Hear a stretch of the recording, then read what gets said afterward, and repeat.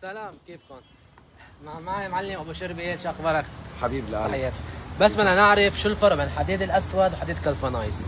حديد الجلفانايز عادة هو مغطس مادة الزنك، بيعطي عمر شوي للحديد أطول من غيره.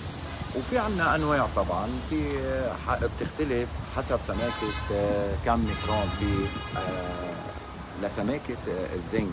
صحيح. عادة كمان الزنك هون له أنواع. بنلاحظ نحن اليوم في حداد بيجي بيقول لك مثلا استاذنا انا بشتغل او متعهد بشتغل على سبيل المثال اللوح بكذا، بتتفاجئ في ذات السيستم حداد كذا. هو العبره مش بحق اضيب الحديد ولا شيء، بنوعيته اولا. بنلاحظ انه في فرق لوح اضيب المزيبق اذا بننتبه على الحامض.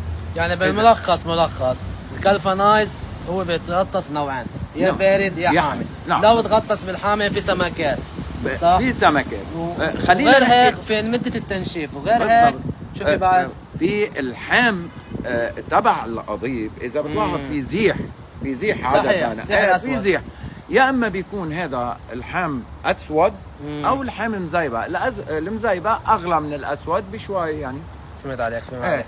وهيدي يعني في ناس بتجهلها، بتيجي اليوم لمتعهد بده يوفر له $10 مثلا، شو بيعملوا؟ بيضربهم بدل ما يحط 3 عوارض بيجي بيحط عارضتين، بدل ما يحط للوح 6 لقطات بيحط 4 لقطات. مش توفير 10، هي توفير بلاوي صار. صار هون نحن بنحكي بالمجمل انه هيك شيء. صحيح. سلام دياتك يا معلم. حبيبي خلينا اياك.